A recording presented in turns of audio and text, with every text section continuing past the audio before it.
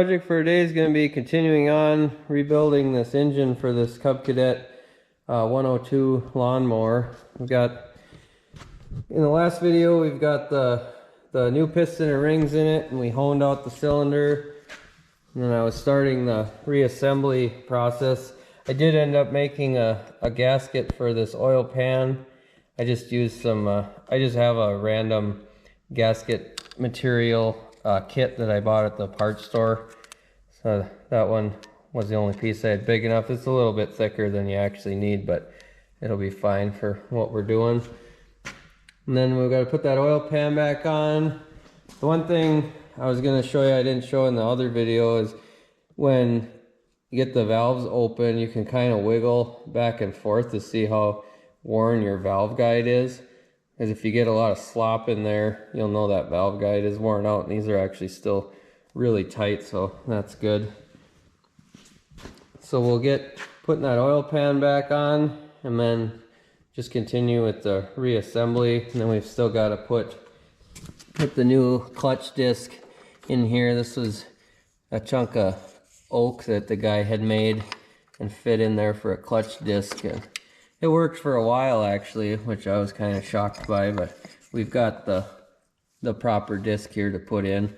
So we're gonna put that in for him before we put the motor back in here. I'll get you set up and we'll get started.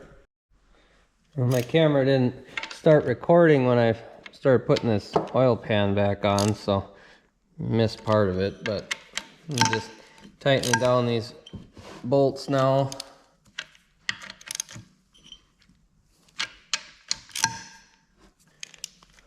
Then this pipe for the oil drain is still loose, so I'm gonna put some sealant around these threads and then we'll put that back in.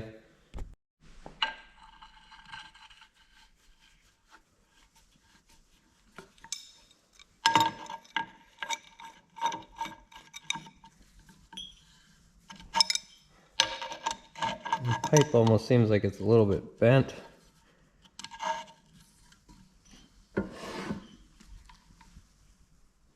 And it wasn't leaking, but he didn't have any sealant on those threads, so I'm wondering if it was leaking out of that part a little bit. There was some grime and stuff in there when we pulled the motor out of it. Okay, now we can tip it back up.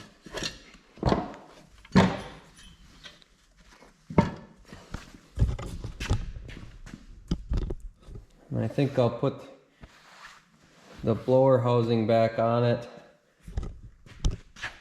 next, because the blower, or the head going on the tin shrouds and stuff, bolts on that, so I don't want to do that quite yet. I gotta put this tin shroud on here first, I'm thinking. That went like that, and it bolted over the top.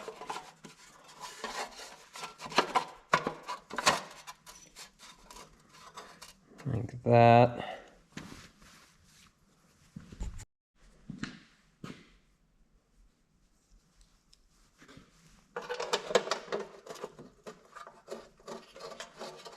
Just get all these started and leave everything loose for now, since we still got to slide other pieces in.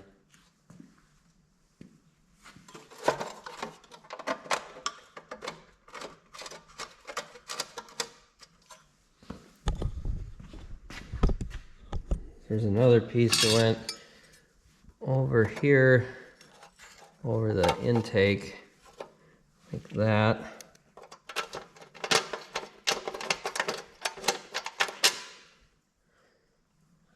That one looks like the threads are bad in that one, so we might have to either try a bigger bolt in there or run a tap through that. I'm thinking it's too wobbled out to re-tap that 1/4 inch, so we'll probably have to go to a bigger bolt. That's the trouble with a lot of this older stuff, especially when it threads into aluminum. A lot of the aluminum can only be used so many times with the bolt going in and out, and they start to get rounded out. especially the older aluminum. Some of it wasn't very good quality.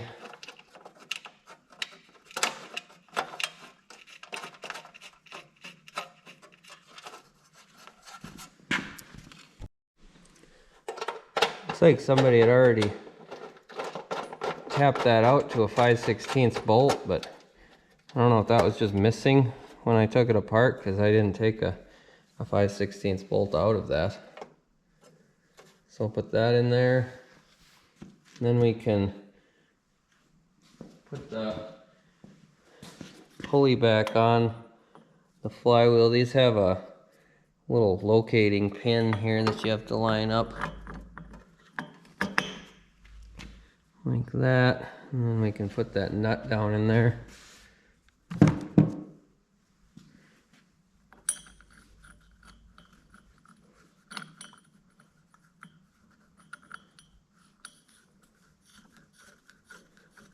I'll get a socket for that. We can tighten that down.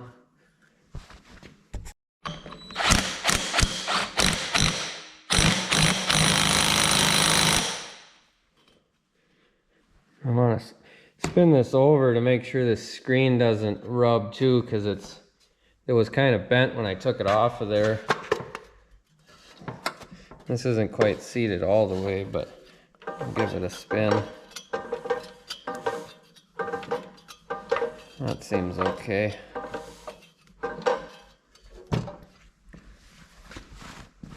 They're a lot easier to bend when it's off of there. Otherwise, you got to try to get a pry bar under and bend it out if it's rubbing. So I think we're good to tighten down the housing bolts now.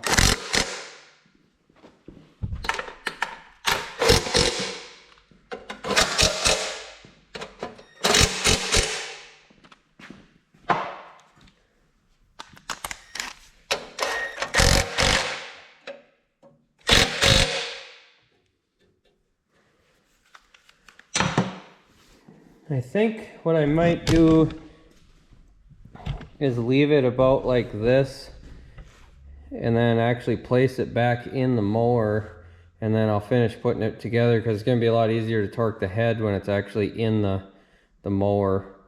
So we'll probably tackle putting this clutch plate in now, which it isn't too difficult on these to do that, but I mean, once you got the motor out, it's not, but once the motor's in there, it's a little bit more difficult.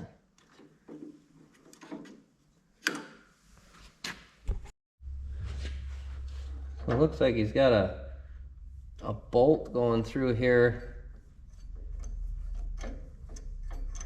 He's using it as a pin, which is pretty loose on here, so I'm thinking we're gonna have to do something different with that. You can see it's either shaved that down or it actually wobbled down that far, but you can see the head of the bolt, how it's all crooked like that. And then this slides off, which we'll have to clean that up a little bit too. It's all kind of burnt residue from that wood burning in there, but some of it fell out when I was monkeying with it. But here you can see the whole piece, kind of like that. But that was a kind of an ingenious idea to get by with what you had, but you can see that it cracked apart on them was what the failure was. I'm sure it slipped too by the looks of it. It was slipping pretty good to wear in like that. So I'll get that stuff cleaned up, and then we'll have to figure out a pin for that, because I know that's not the way it's supposed to be. And then I think it was just a roll pin, so that's what's in the back side, which I should have a roll pin for that. And then I'm just making sure that's the correct one, which that looks like that should line up. So we have to line up these 3 holes with the motor when we put the engine in there. So I'll get that cleaned up and then find a pin for that, and I'll bring you back. So I'm just going to take these plates to the wire wheel here on the drill press and try to get that burnt wood stuff off of there.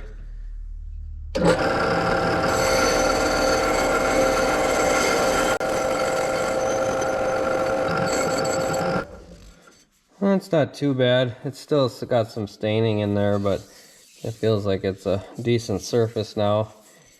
You could actually smell it's almost like sawdust coming off of it when I was wire wheeling it. It was like I was sanding wood or something. It was embedded in there so much.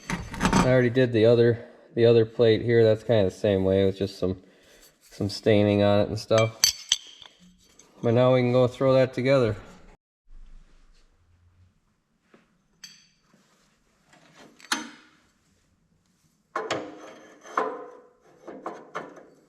I'll slide that first disc on. And we'll put that in there. Get it turned so we can line up that hole, and then I've got a roll pin here that I'll pound down in there. I'm not sure if this is quite the exact size I needed, but it's the only one I had that fit tight.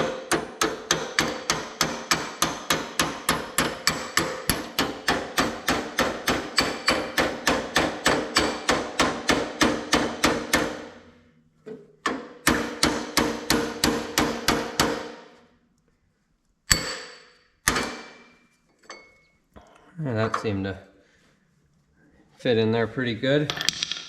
I thought it was going to be actually a little bit tighter than that.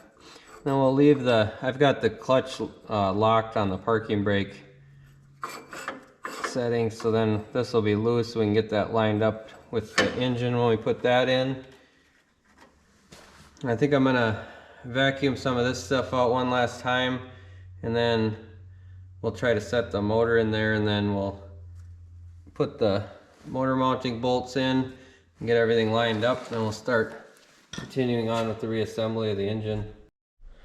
Alright, I think we're ready to set the engine down in there. I'm just gonna do it by hand this time. Once I get it set, I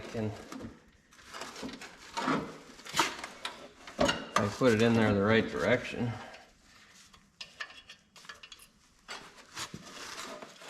Once I get it set in between the frame rails, I can kind of just slide it.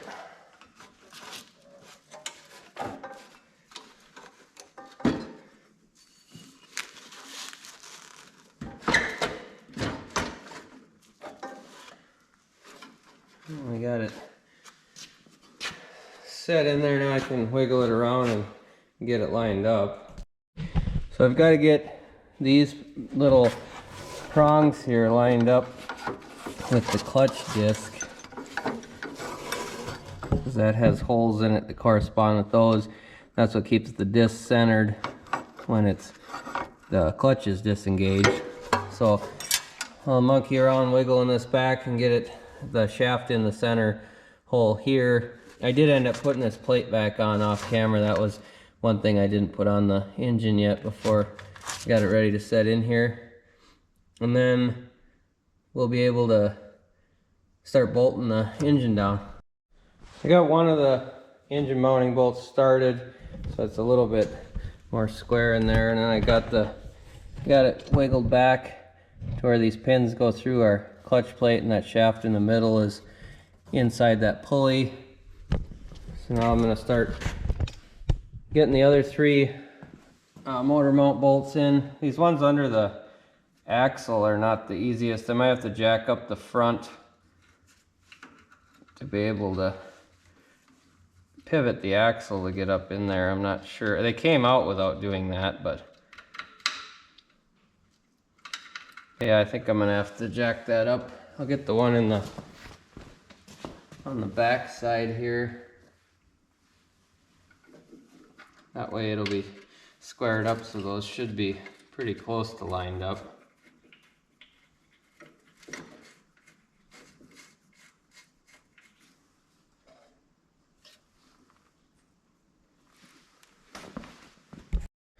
So with it jacked up a little, you can see I can pivot that axle and give us a little more room to get underneath here.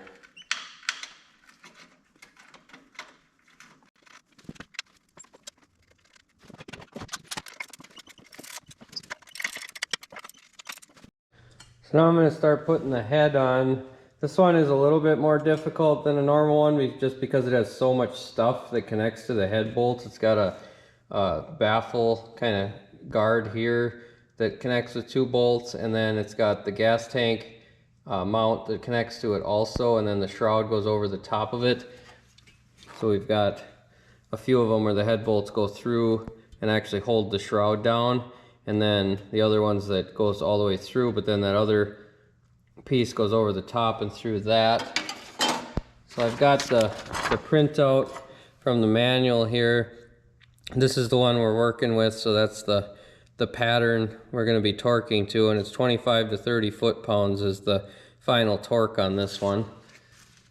So being that I've got to figure some of this stuff out as I'm going with the spacers and everything, I'm probably just going to speed through this until I get to the actual torquing it down, and then I'll show you how I'm doing that. So I'm going to set our new head gasket on here. One of the things that's important is to make sure you blow out these holes with air and make sure they're clean for the bolts, because if there's any oil or anything down in there, that's going to affect your torque. You're going to be squishing that in there, and that'll get you a false torque rating. I've seen lots of times where people put a new head gasket in and it ends up failing fairly quickly because they don't clean the holes and the threads out before they go to put it together. So we got that on there. Then we'll set our head on.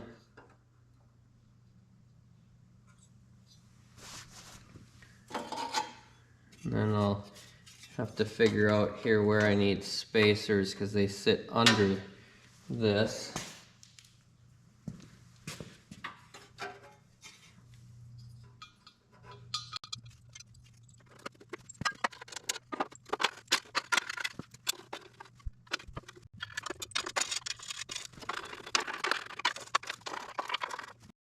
So I've got the torque wrench set to 25 foot-pounds, and then we're going to follow this pattern on torquing it down. So you see we got the 1, 2 through, we got through 9 bolts. So you just do it in that order, and then we'll go through and recheck everything, make sure that every one is at torque. I did snug them all down slightly.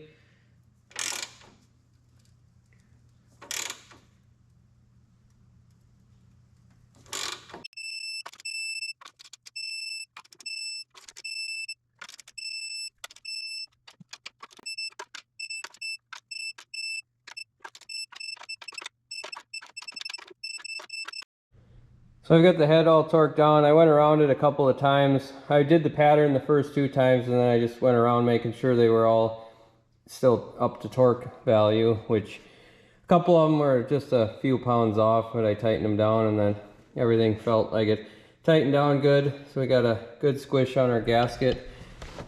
And then we've got a couple of bolts here for just the tin shrouds that in the manual it said don't tighten those down until you get the head torqued down, so you don't want anything binding like here when you're trying to push down on everything with the head bolts. So we'll start working on I want to tear the carburetor apart because this was leaking, so I want to tear that apart first before I throw that back on. So I might do that now just to see if it's got a bad needle in it or something.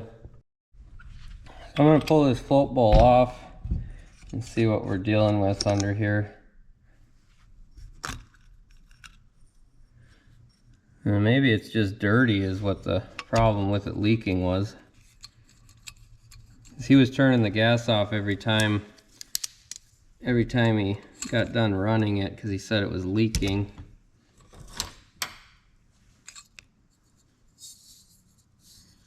The float looks okay. These brass floats, I usually look for corrosion around them to see if they got a pinhole or anything, but this one actually looks in really good shape. We can dunk it under some water or something to see if we see any air bubbles too, but his needle doesn't look too bad either. Might have been just some junk in the needle seat that was making it leak. One thing that works good for cleaning out these is a Q-tip. You can kind of spin that around in there. If they're really bad, you can spray some carb clean in too and polish it up. There's a little bit of stuff on there.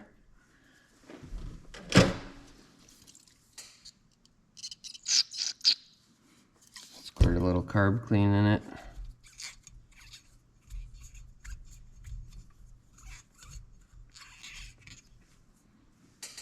Looks pretty good in there. The needle looks like it's in good shape. It could be, sometimes these ends get a little bit hardened, so they don't seal very good either, but we'll put that back in. I'm gonna put the float back on for now, and we'll do a vacuum test on it.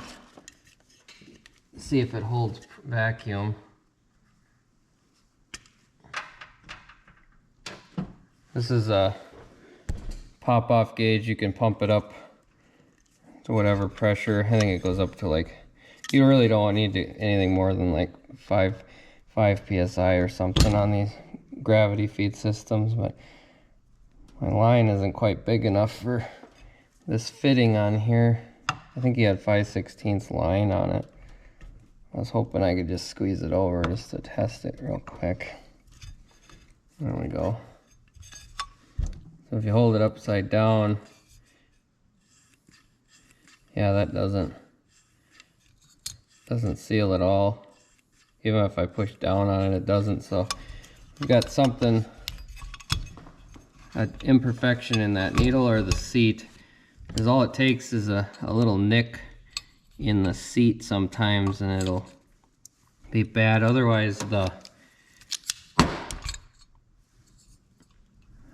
there's a gasket underneath the needle seat under here that can be bad, which I think that might be our case on this one, because it looks like it's kind of squished out of there unless it's just dirty down in there. But I'll pull that out and we'll see. So I managed to get a 3/8 socket down in there to unthread this. It's pretty tight fit. I had to use the 1/4 inch drive socket.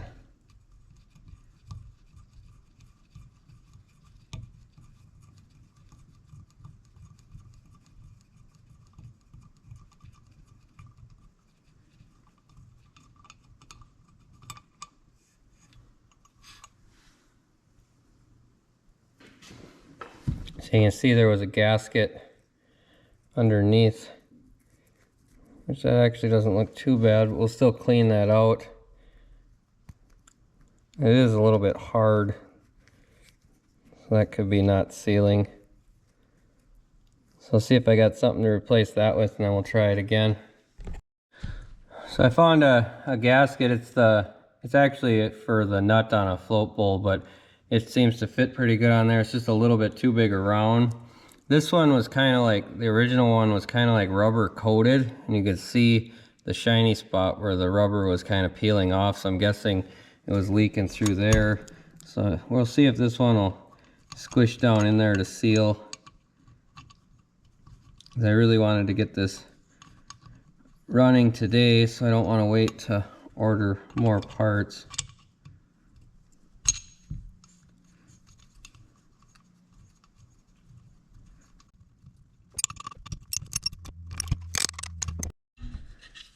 So I got it back together, and now you can see I can pump it up to about 6 psi and it holds it there until I pull up on the float, and it drops it back down. So that was our problem. It was leaking through that gasket. That gasket I think was a little thicker though, because you could see that it changed our float height a little bit, because you want the float to be sitting pretty much level when it's upside down like this. So I'm going to have to change the float height a little bit here. I'll bend the tab that's on the sitting on the needle there, and then it'll bring that down so we'll get it level and set correctly. I don't know if you could tell too much on camera, but that's about level. That's about where it should be set at. Then I'll clean this float bowl out too, and then make sure all the jets and everything are clear in here. I'll just run some wire up through them. It's not really that dirty, So I just wanted to check that leaking float,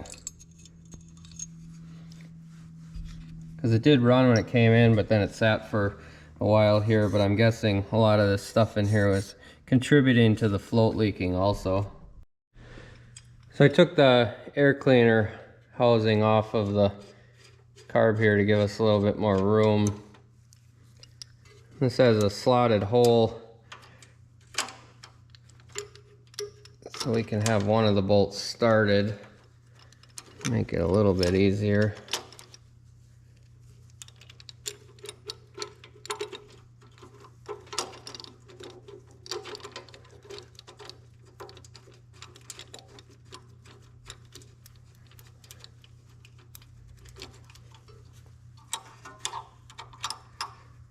I'm going to put this linkage on so it just kind of clips on there, and then down here you just got to make sure that that is in the upright position, because it did want to fold under as we were monkeying around with it. And they don't give you a heck of a lot of room to get these bolts in there.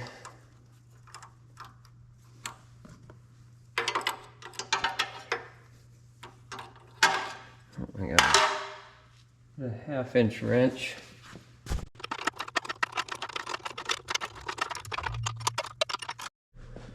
Now I'm going to throw the ignition coil back on it.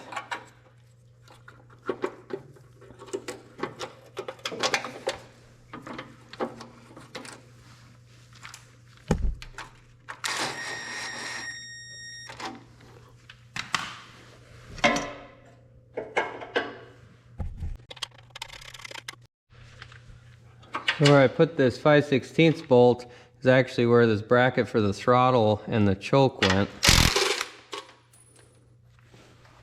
So I did actually have the bolt, and I didn't think I did.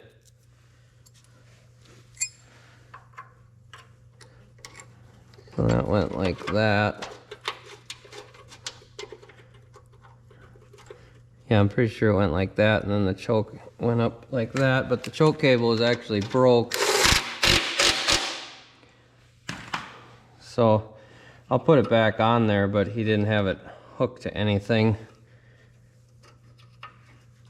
He's gonna do the final work to this, so he just didn't want to do the actual rebuild, but he'll do everything else on it. So I just need to get it put back together and get it running. We're missing the nuts for those little bolts there. So I'm going to put this guard back in here. Just for doing the wiring so we don't have stuff falling down in there.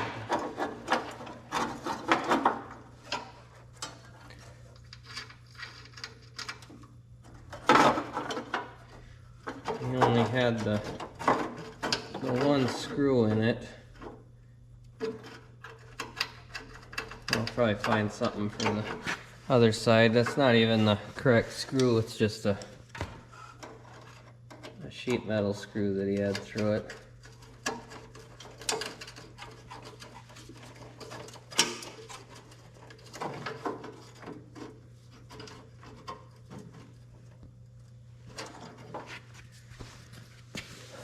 That'll just keep everything from falling down in by that drive shaft. So then I marked these wires. I just put a red zip tie around all the ones that go on here, and then this one by itself was on the other side of the coil.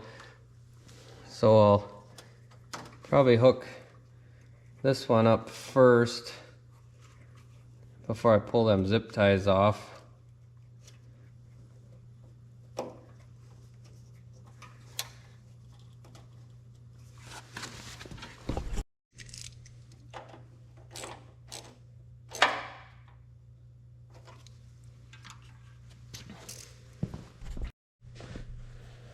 That's one thing that's really important when you're doing a bigger project like this, where there's a lot of stuff you got to try to remember, is to mark things as you take them off or take pictures with your phone or something while you're doing it. That makes a huge difference, especially a project like this. Is I've been just doing this one in my spare time, and it's been a few weeks with ordering parts and everything, because I got it tore apart and I had to order a 30 thousandths over piston because I thought it was a stock standard piston in it, so I didn't have the right piston. So then I waited a week for that. And it gets to be a long time with stuff sitting around. You start to forget where things go. If you know it's going to be a day project, it isn't quite as bad, but usually things don't work out quite like that. You always end up running into something that causes issues. It ends up taking longer than you think. So I thought we had a ground wire or something over here, but maybe that was on the other side. I'll have to look back. So I thought I had something here that was a ground wire.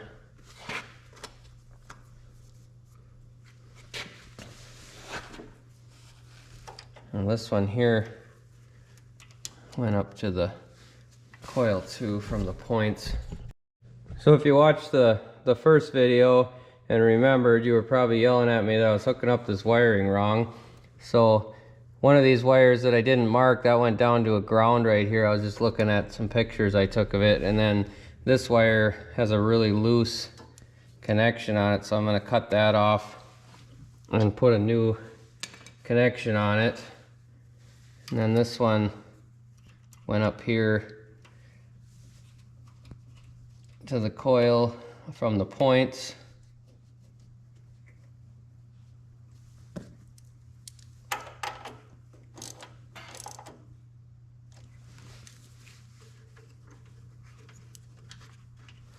Like that.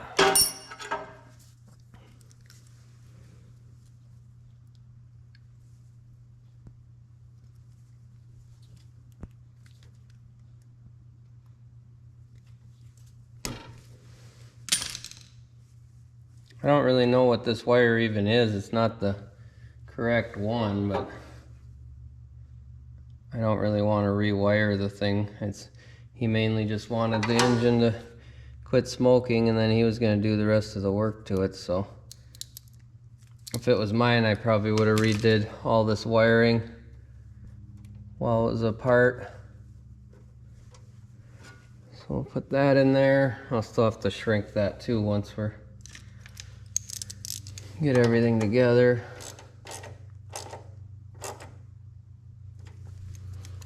So that's good. I got the ground here, and then there's that other ground that went up here.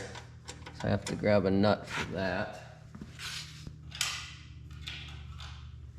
And then I think we should be done on this side with the wiring, and I still got to go put the starter generator and everything on the other side. And then obviously the air cleaner assembly and stuff over here. And he's got a toggle switch up here for the ignition on and off, and I don't know which way is on or which way is off, so I'll have to test spark both directions. And I think I'm going to fill the engine with oil before we go too much farther now, because I don't want to forget to do that. I filled it up with oil. I think the next thing I'm going to do is put this gas tank on.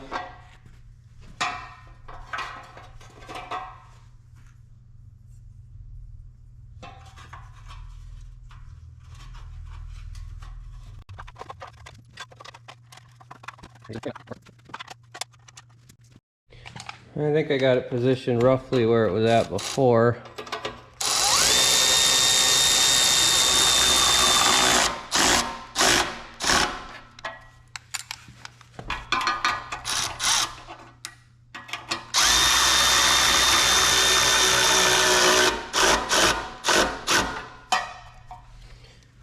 You don't want to crank them quite all the way till the straps touch on a lot of these, otherwise you'll start actually squishing the tank. So That's plenty tight on there.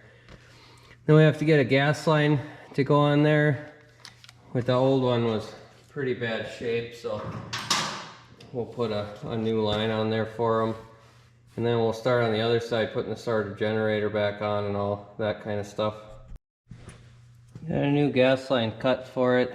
I don't think this is exactly the way it was supposed to be routed, but I'm not sure if he's got this spun wrong or what, because I'm thinking it should have just came around kind of like that and down, but we'll just put it back the way he had it for now.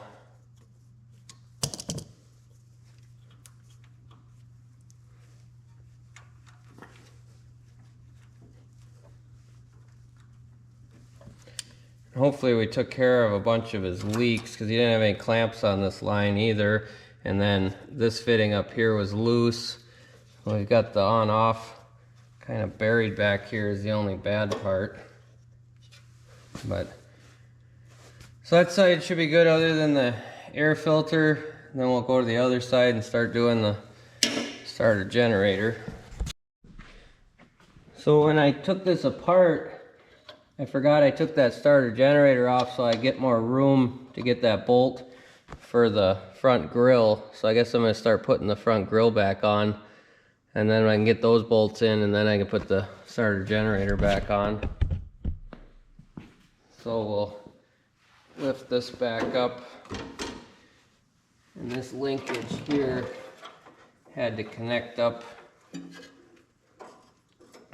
not sure which side that, I think it came through that side.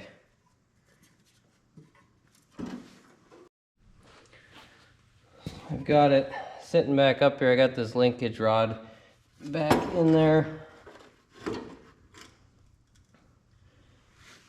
And I think I had to kind of pivot it like that. And we should be pretty lined up now. Put a couple of those bolts in.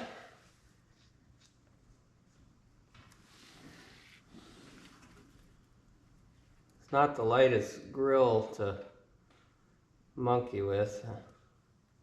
I know a lot of guys like these Cub Cadet tractors, but I'm not a huge fan of working on them. Every one I've worked on seems like it's just hard to get at everything, and everything's heavy.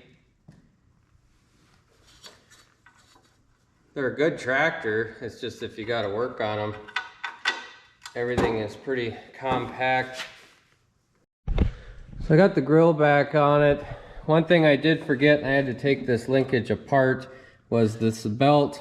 The linkage goes through the middle of the starter generator belt, so I had to take that back apart to get that on. But I didn't record putting the bolts in for the front end for the grill or anything. There's two 9/16 bolts on either side, and then I did take these out. I'm not really sure if you have to take these 3/4 inch bolts out, but I did take those out as well, so I put those back in. If you watch the first video, you'll see I did record taking all that stuff off of there. But now we'll start putting the starter generator back on. So I'll put this bracket back on first.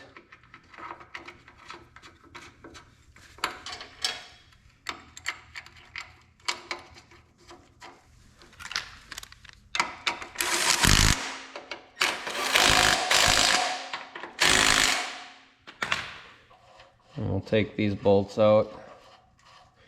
I just put all the bolts back in stuff if I can when I'm taking it apart, so I don't lose them or forget where they go.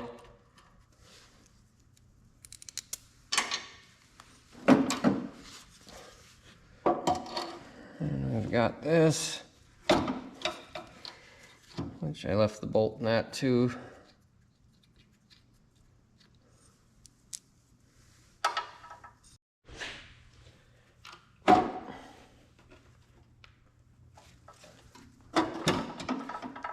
A pretty tight fit to get these bolts lined up. And I got the front one. I had this bracket on the front side the first try, so that's why I was having trouble that time, but still not the easiest thing to get lined up.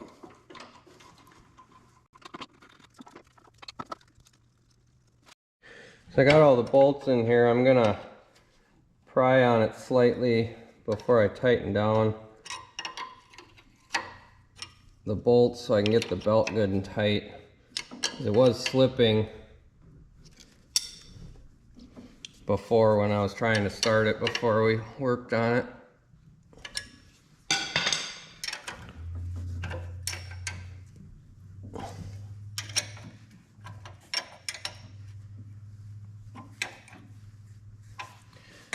Now we should be able to throw the wiring on it.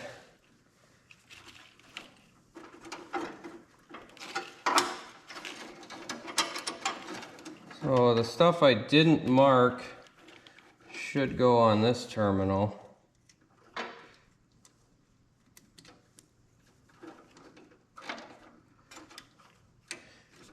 I'm not sure about this one though. That's a ground wire. I guess it might have went on there. I'll have to look at my pictures real quick to see if that was connected somewhere else. I'll just put it on there loosely for now. We'll cut them zip ties. I know for sure those go there.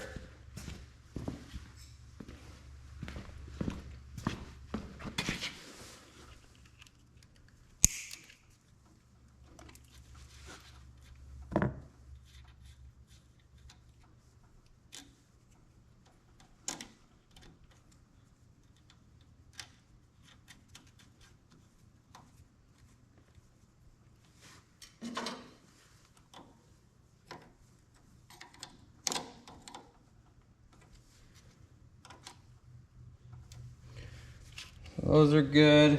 The voltage regulator, the metal or the rubber tabs that it had on it to hold it on, those are broke, so I'm gonna have to figure out some kind of way. That went up here. And a little clip. And I think he had it zip tied to the grill. But I was supposed to connect up here, and then it had kind of a rubber mount that it sat in, which is broke. So I don't know what I'll really do with that. Might try to just, we'll wrap it up in tape or something and mount it up there somehow. But this definitely needs to be coated with something so it doesn't arc all over the place. So this was just the blue wire on top when I looked at my pictures, and this was actually, the other one was a ground wire that was down here on the bolt for the starter generator. So I got that all hooked up, and then up here all I did was I wrapped this in an old inner tube, and then I just zip tied it up here. So he's gonna deal with the wiring and stuff when he gets it back. So I'm just doing what I can just to get it running quick for him, and then we'll let him take over from there. I've got all the wiring hooked up now.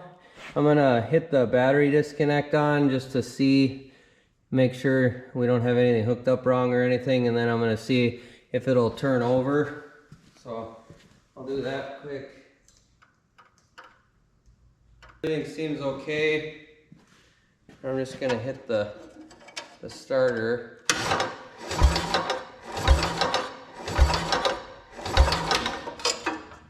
It turns over, not real fast, but I think its starter generator is kind of weak, because even when it had lower compression it was having trouble turning over, so I'm hoping we can get it going with that. And now I'm going to pull that spark plug and check for spark to see which way that switch is on, but I'm going to throw that air filter assembly back on, and then we're actually getting pretty close to being able to put some gas in it and try firing it up. So you got the base back on there.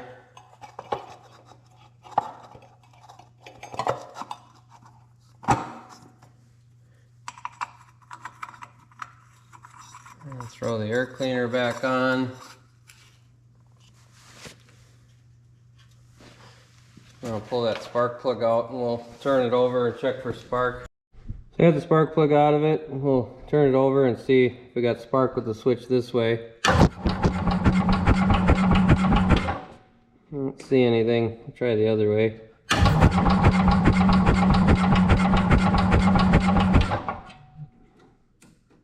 I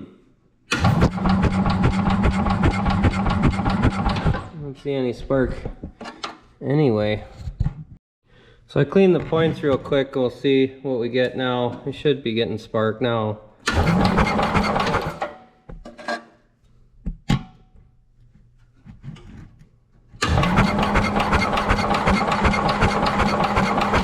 Yeah, now we're getting good spark. I have noticed when you film checking spark on camera with the frame rate the way it is, you don't actually catch all the spark. It kind of looks intermittent through the camera, so it was sparking constantly, just so you know. So I think we're ready to put some gas in it and see if it'll fire up for us. Alright, I got some gas in it. It's full of oil. I grabbed my plastic pliers just in case I got to pull the spark plug wire to kill it. I think I'm going to have to put the battery charger on boost to get it to go, but we'll give it a shot and see if it'll fire up, and hopefully it doesn't smoke anymore like it did.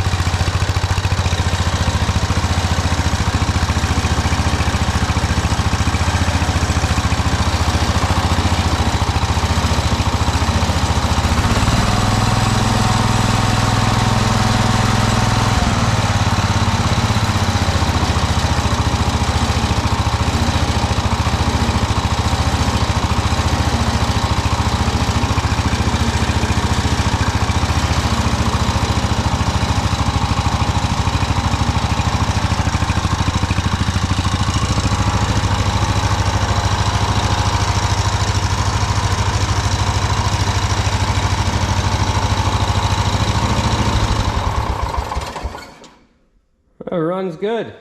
No smoke anymore. It would fill the shop with smoke in about 10 seconds as much as it was smoking before. It's burning off a little bit of the assembly lube and stuff right now, but other than that, it runs nice and smooth compared to what it was. No rattles or anything other than that exhaust pipe rattling around. So I think we'll see if we can get the hood put back on it, and then we'll go take it for a test drive and make sure the deck still works and everything.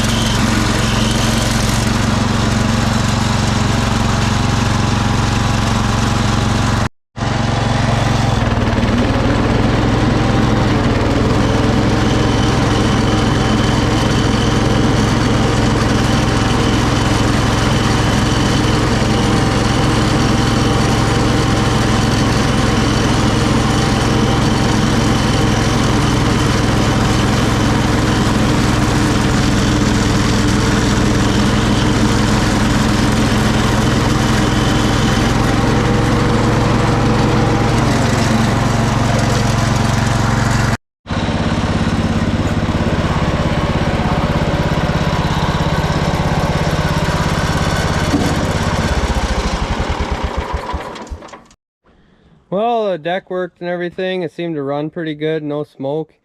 It still needs quite a bit of work, but it's a work in progress. I'm sure he'll take it farther than this. He just wanted the major thing done with getting the engine rebuilt like that.